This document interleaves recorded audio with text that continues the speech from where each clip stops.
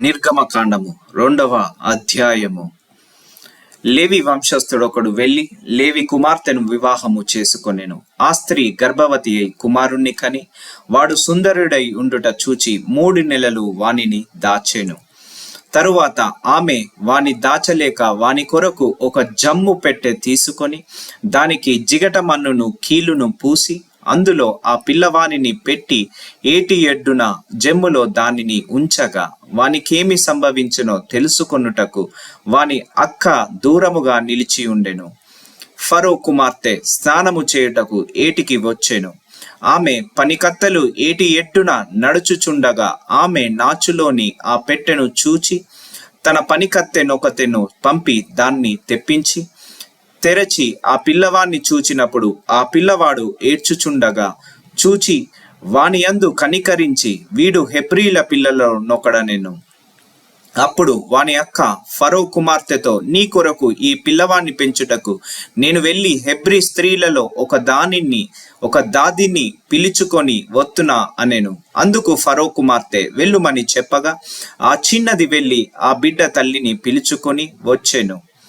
ఫరో కుమార్తె ఆమెతో, ఈ బిడ్డను తీసుకొని పోయి నా కొరకు వానికి పాలిచ్చి పెంచుము, నేను నీకు జీతమిచ్చేదనని చెప్పగా ఆ స్త్రీ ఆ బిడ్డను తీసుకొని పోయి పాలిచ్చి పెంచెను. ఆ బిడ్డ పెద్దవాడైన తర్వాత ఆమె ఫరో కుమార్తె యొద్దకు అతని తీసుకొని వచ్చెను. అతడు ఆమెకు కుమారుడాయెను. ఆమె నీటిలో నుండి ఇతనిని తీసి తిన్నని చెప్పి అతనికి మోషే అని పేరు పెట్టెను. ఆ దినములలో మోషే పెద్దవాడై తన జనుల యొద్దకు పోయి వారి భారములను చూచెను. అప్పుడు అతడు తన జనులలో ఒక హెబ్రీయుని ఒక ఐగుప్తీయుడు కొట్టగా చూచెను. అతడు ఇటు అటు తిరిగి చూచి ఎవడును లేకపోగా ఆ ఐగుప్తీయుని చంపి ఇసుకలో వాణ్ణి కప్పి పెట్టెను. మరునాడు అతడు బయట నడిచి వెళ్ళుచుండగా హెబ్రీయులైన మనుషులిద్దరూ పోట్లాడుచుండిరి.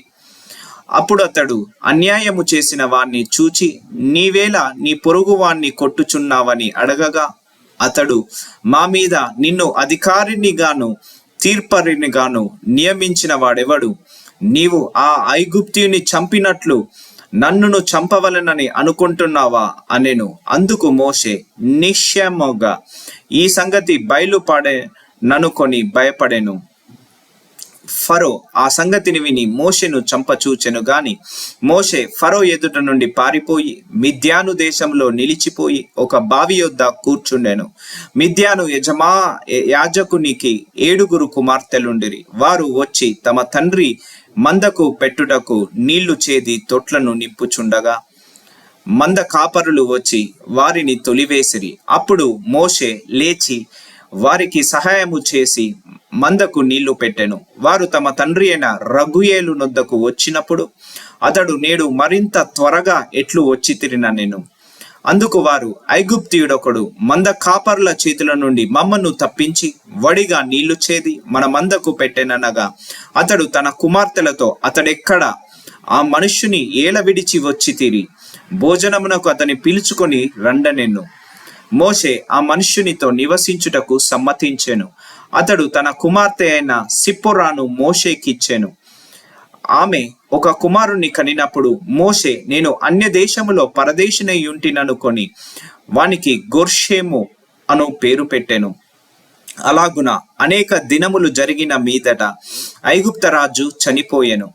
ఇజ్రాయేలీయులు తాము చేయుచున్న వెట్టి పనులను బట్టి నిట్టూర్పులు విడుచుచు మొరపెట్టుచుండగా తమ వెట్టి పనులను బట్టి వారు పెట్టిన మొర దేవుని యొద్దకు చేరెను.